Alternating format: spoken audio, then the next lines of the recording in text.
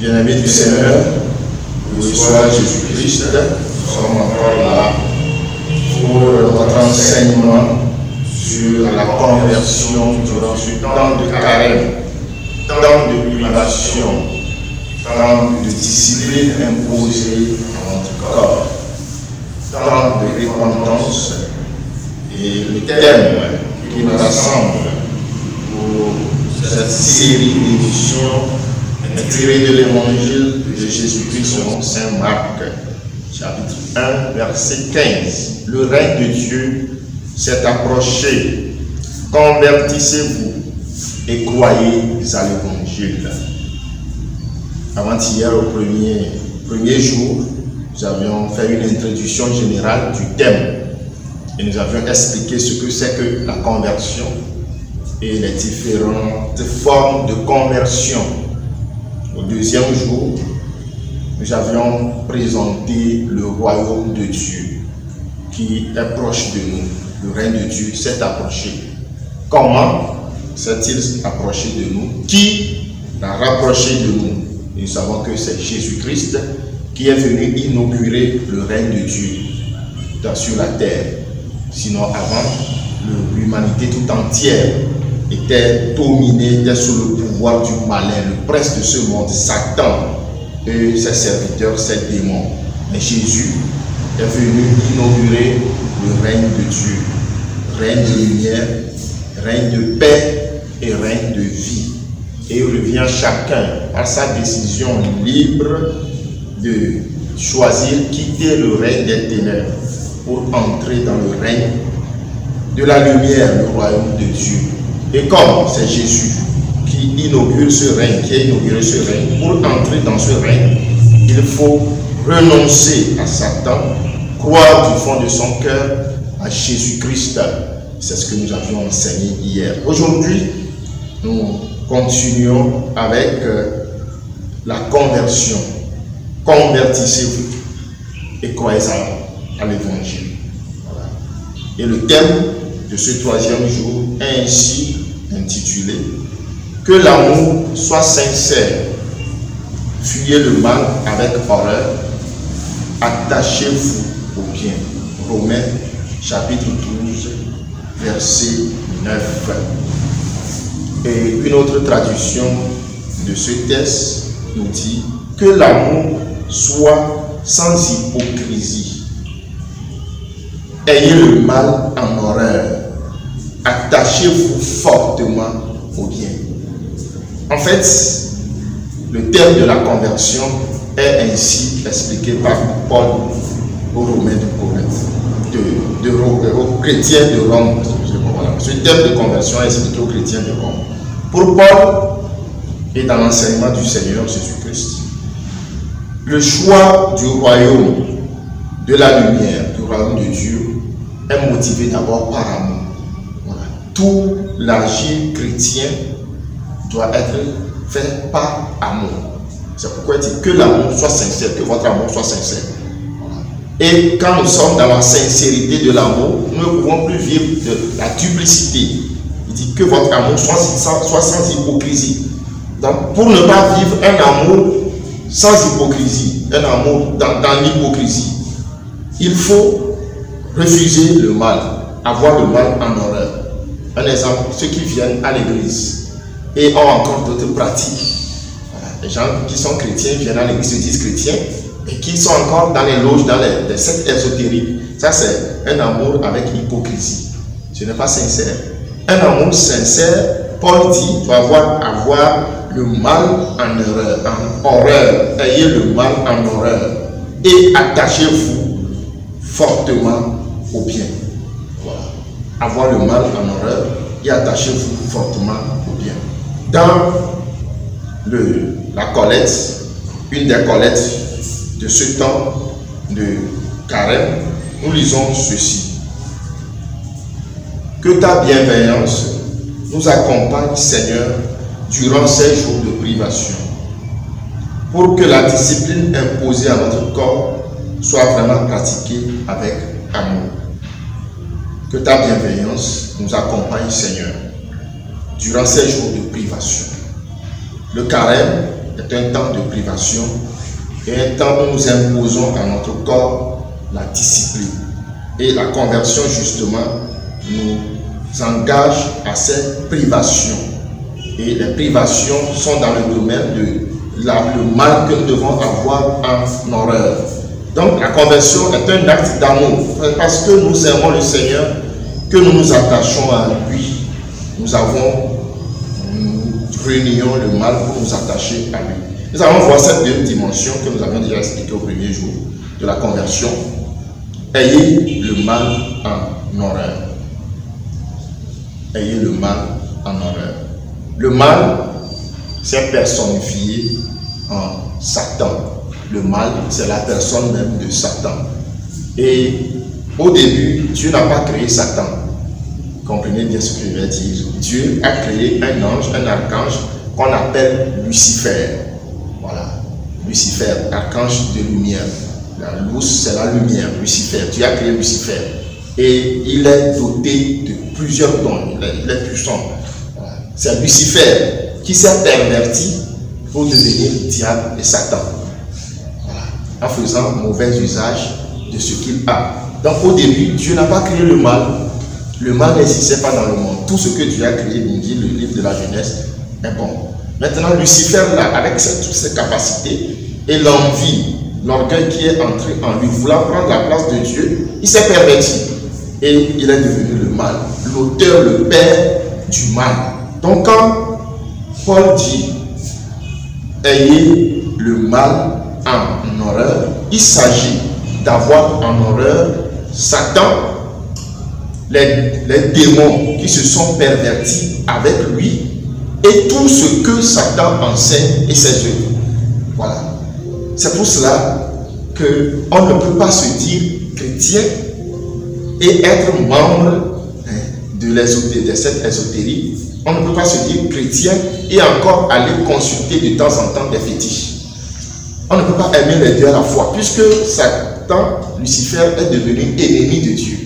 Tu ne peux pas te dire ami de Dieu et au même moment aller voir, voilà, Satan. Tu ne peux pas te dire ami d'un royaume, citoyen d'un royaume, d'un pays, et au même moment aller vers le pays ennemi de ton pays. Voilà.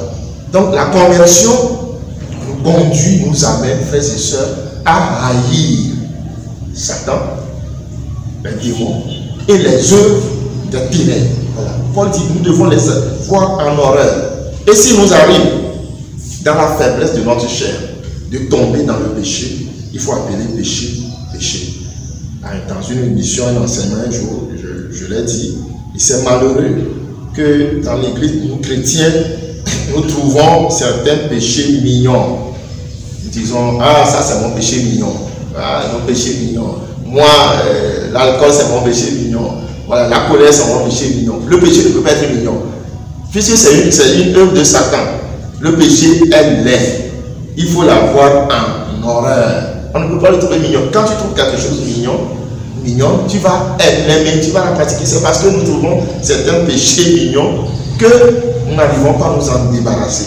Donc, le mal, c'est Satan lui-même, ceux qui se sont pervertis avec lui, les démons et les œuvres de Satan. Voilà. L'homme, nos frères et sœurs, ne peuvent pas être de personnes, des gens mauvaises. Non, c'est vrai, il y a la tentation, on peut commettre des œuvres mauvaises, mais mauvais en soi, les personnes humaines, nous avons toujours cette semence-là divine en nous, il y a cette bonté-là. Alors pourquoi faut-il avoir le mal en horreur? Le temps de carême, c'est ça. Il s'agit d'identifier dans sa vie le mal et de commencer par le haïr. Quand on règle quelque chose, on le quitte. Quand nous prenons l'évangile de Saint Jean, au chapitre 10, verset 10, Jean dit, d'abord à partir du verset 9, Jésus dit, n'y a-t-il pas 12 heures dans le jour? Si quelqu'un marche pendant le jour, il ne trébuche pas, parce qu'il voit la lumière du monde. Mais si quelqu'un marche pendant la nuit, il trébuche, parce qu'il n'a pas la lumière. Ça, c'est le chapitre 10 plutôt. Le voleur Jésus dit, moi je suis la porte. Si quelqu'un entre par moi, il sera sauvé. Il entrera et sortira et trouvera des pâturages. Le voleur ne vient que pour voler et tuer et détruire. Moi je suis venu afin que les brebis aient la vie et qu'elle l'ait en abondance. Jésus, celui qui apporte le royaume de Dieu, dit, lui il est venu pour que nous ayons la vie. Et la vie, c'est dans le royaume. Maintenant il dit qu'il y a un voleur. Lui il vient. Quand il vient pour voler, tuer et détruire. Quelqu'un qui vient pour voler, pour tuer et pour détruire, on ne peut pas l'aimer. Raison pour laquelle Paul dit, ayez le mal en horreur. Parce que le mal vient nous voler du royaume des lumières, vient nous voler auprès de Jésus qui nous donne la vie. Et quand on se laisse voler, il va nous tuer, il va nous détruire. Voilà pourquoi tout ce qui va nous voler, nous séparer de Dieu, nous devons le haïr. Et ces choses-là, ce ne sont pas nos frères et sœurs dans la chair, non. C'est Satan, les démons, c'est les œuvres de Satan, c'est notre propre chair et le monde. J'en dis, n'aimez pas le monde. Nous n'avons pas à aimer ce monde parce que le monde mourrait. Le monde veut nous détruire, le monde veut notre perte. Alors nous n'avons pas à nous attacher à lui. Jésus dit, et maintenant, Père, je vais à toi et je parle ainsi dans le monde afin qu'ils aient en eux ma joie. Je leur ai donné ta parole et le monde les a haïs parce qu'ils ne sont pas du monde, comme moi je ne suis pas du monde. Je ne te prie pas de les ôter du monde, mais de les garder du malin. Nous sommes dans le monde, le malin vient pour nous voler, pour nous tuer, pour nous détruire. Le monde nous propose des choses qui nous volent notre joie d'être, de vivre, qui nous détruisent. Alors Jésus dit, nous ne devons pas l'aimer. Donc le mal aujourd'hui se présente sous la forme de Satan, de ses démons, les œuvres de la chair, le monde et ce que le monde nous propose. Il faut l'avoir en honneur. C'est ça le premier aspect de la conversion. Donc il revient à chacun d'identifier dans sa vie ce qui est mal, ce qui l'éloigne de Dieu. Si c'est ta pensée, une pensée qui t'éloigne de Dieu, il faut l'avoir en honneur. Et Satan, il est très malin. Il est très malin. Il y a de certaines pensées, même en pleine prière, des pensées qu'il met en nous, qu'il envoie et qui nous détruisent. Je vais donner un exemple. Je suivais un enseignement et le prédicateur parlait d'une femme qui est arrivée finalement à être habitée par des pensées blasphématoires. Ayant pris l'habitude d'avoir des pensées impures, de nourrir les pensées impures, de les affectionner, elle est tombée dans la masturbation et la pornographie, dans une vie de débauche, mais elle continue pas à venir à l'église. Et un jour, au cours d'une séance de prière, partant de séance de prière, elle dit avoir vu Jésus-Christ sur la croix. Et dans sa vision, elle voit Jésus tout nu sur la croix. Et elle commence par décrire le sein de Jésus. Voilà comment Satan, même en pleine prière, voilà, envoie des pensées. Et ça nous arrive maintenant dans le renouveau. Il y a certaines paroles de connaissance. Un jour, j'en ai écouté un frère qui donne une parole de connaissance, il voit Jésus qui guérit une dame là des problèmes de cancer de sein, et Jésus qui est en train de sucer le sein de la femme. C'est une pensée blasphématoire. Celui-là n'a pas pris le temps de se débarrasser des pensées impures, et finalement, même en pleine prière, Satan envoie une pensée blasphématoire qui l'égare de Dieu. Quand nous ouvrons la porte au mal, nous ne voulons pas l'avoir en horreur. Il va jusqu'à détruire notre vie de prière, notre communion, même en pleine célébration eucharistique. Quand on montre Jésus-Christ dans l'Eucharistie, il y a des gens qui Satan te montre autre chose. Parce que ta pensée est habitée par les mauvaises pensées. Voilà. L'ivraie que Satan sème en nous, nous devons rapidement enlever. Et purifier sa pensée, c'est pas la parole de Dieu. Alors pour avoir le mal en horreur plutôt, il faut, Paul enseigne dans la deuxième partie, la deuxième proposition dans cette phrase, il dit attachez-vous fortement au bien. J'aime beaucoup cette traduction qui dit attachez-vous fortement au bien. Il ne dit pas simplement attachez-vous au bien, mais que l'amour soit sans hypocrisie. Ayez le mal en horreur, attachez-vous fortement au bien. Quand on quitte le mal, on ne peut pas rester comme cela. Dans les évangiles, Jésus dit, en parlant d'un homme qui a été délivré, il dit, quand une maison, un démon est chassé, il va, il rôde, il revient. S'il trouve la maison bien propre, mais fixe, il va chercher d'autres démons. Voilà. Plus fort, 7 démons plus forts, et ils viennent s'installer dans la maison. Donc, quand on est débarrassé de quelque chose qui est mauvais, une pensée mauvaise, il ne peut pas rester comme cela libre. Il faut s'attacher à. Quand la maison est remplie par le bien, Satan va venir. Il va trouver que la maison est occupée, le cœur est occupé, pas de bonnes choses. Il quitte, il ne revient pas. C'est parce que la pensée est souvent vide. Parce que le cœur est vide. Parce que nous ne sommes pas accrochés parfois au Seigneur, que le mal trouve la place, il vient s'installer. Alors attachez-vous fortement au bien. Le bien, qui est-il? Le bien, c'est Dieu lui-même. Le bien, c'est les personnes trinitaires. Pourquoi nous disons cela? Au début, à la création, l'auteur sacré dit, Dieu dit que la lumière soit. La lumière fut. Dieu vit que c'était bon. Donc, Dieu étant la source, le bien en soi, tout ce qu'il fait est bon. Donc, quand Paul dit, attachez-vous fortement au bien, ce bien-là, c'est Dieu lui-même, d'abord. Mais Dieu, nous ne le voyons pas. Sa parole s'est fait chair. Jésus-Christ s'est fait chair, la parole incarnée. Et le Verbe s'est fait chair, il a demeuré parmi nous. Pour s'attacher aujourd'hui au bien, il faut s'attacher à Jésus-Christ dans la parole, à Jésus-Christ dans l'Eucharistie. Il faut communier à Jésus-Christ dans la prière. Pour s'attacher au bien, il faut faire ce que Jésus-Christ nous dit de faire. Donc dans le monde, faire le bien ne signifie pas nécessairement donner 25 francs à quelqu'un. Mais c'est faire ce que Dieu dit de faire. 2 personnes peuvent donner de l'argent à quelqu'un, à une autre personne. L'un lui fera du bien, un autre lui fera du mal. On peut faire don à quelqu'un, le même don peut être mal pour celui-là. Quand c'est pas fait par amour et quand c'est pas indiqué par le Seigneur. Donc le temps de carême, ce temps de conversion, frères et sœurs, nous pousse, nous conduit à nous accrocher au bien. Mais le bien, c'est Dieu, c'est Jésus-Christ, c'est l'Esprit Saint. Donc, s'accrocher fortement au bien, c'est d'abord s'accrocher à Dieu le Père, Dieu le Fils et dans Dieu l'Esprit Saint. Ces 3 personnes, nous les rencontrons dans la parole. S'attacher fortement au bien, c'est s'attacher à la parole de Dieu dans la méditation. Nous les rencontrons dans l'Eucharistie et les sacrements.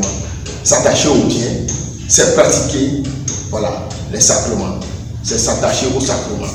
Pratiquer le bien, c'est faire ce que le Saint-Esprit en nous dit de faire, les bonnes œuvres. Venir en aide aux malades, visiter les malades, donner de l'aumône, aller dans les œuvres de la miséricorde. Je ne décide pas moi-même de les accomplir, mais le Saint-Esprit qui est en moi me dit de le faire. Voilà. Et le bien auquel nous sommes invités à nous accrocher. Et durant ce temps de carême, le pape l'a dit dans sa lettre, la lettre qu'il nous a adressée pour le temps de carême, ces œuvres de charité, l'aumône, quand nous l'accomplissons, nous permettons à nos frères et sœurs de goûter au bien, ce bien-là que nous héritons nous-mêmes dans notre communion avec le Seigneur, nous le partageons avec les autres pour que eux aussi soient sauvés à travers nos bons actes. Voilà le message que nous avons à partager les uns avec les autres en ce 3e jour de notre enseignement, de notre méditation. Que chacun en lui décide, identifie le mal qu'il doit avoir en horreur. Quel est ce mal-là qui m'éloigne du Seigneur? Quelle est mon attitude, ma relation avec le mal? Est-ce que je l'affectionne? s'il est affectionné, aimé, demandons la grâce de le haïr. Voilà. Et je le dis encore, le mal, ce n'est pas une personne humaine. Paul dit aux Éphésiens, vous n'avez pas à combattre contre la chair et le sang, mais c'est contre les puissances qui sont dans l'air. Voilà. Le mal, ce n'est pas ton frère, ce n'est pas ta tante, ce n'est pas ton oncle. Le mal, c'est Satan, les démons et les œuvres, voilà, de Satan. Le mal, c'est d'abord installé dans notre chair. Il faut l'identifier. Une fois identifié, demandons, invoquons le précieux sang de Jésus qui a vaincu le mal, de venir le vaincre en nous. Et accrochons-nous à Jésus-Christ. Une fois accrochés à Jésus-Christ, nous croyons que le Seigneur lui-même va nous aider et nous permettre de vaincre le combat. Saint Jacques, pour conclure, dans son épître, il dit, humiliez-vous devant le Seigneur, résistez à Satan, il fuira loin de vous. Accrochez-vous à Dieu et lui-même vous comblera de ses bienfaits. Prions. Père Saint, source de tout bien, te disons merci pour ce temps de grâce, ce temps de conversion que ton amour nous accorde. Nous reconnaissons que nous avons dans nos vies des semences du mal qui nous empêchent de vivre notre communion avec toi. Nous voulons, Seigneur, par la lumière de ton Esprit Saint, les identifier en ce jour. Nous voulons nous débarrasser de symptômes qui nous empêchent de vivre heureux. Par le précieux sang de ton Fils Jésus-Christ, nous renonçons à toute forme du mal dans notre chair, dans le monde. Tout lien, toute appartenance aux puissances des ténèbres, nous les dénonçons et nous les rejetons dans notre vie. Et dans la foi, nous confessons que ton Fils Jésus-Christ est notre unique bien. Nous décidons de nous accrocher à lui, de l'aimer de tout notre cœur et de le suivre pour le salut de notre âme et de nos frères et sœurs. Toi qui nous aimes, Père, et qui est avec nous pour les siècles des siècles. Amen. Au nom du Père et du Fils et du Saint-Esprit. Amen.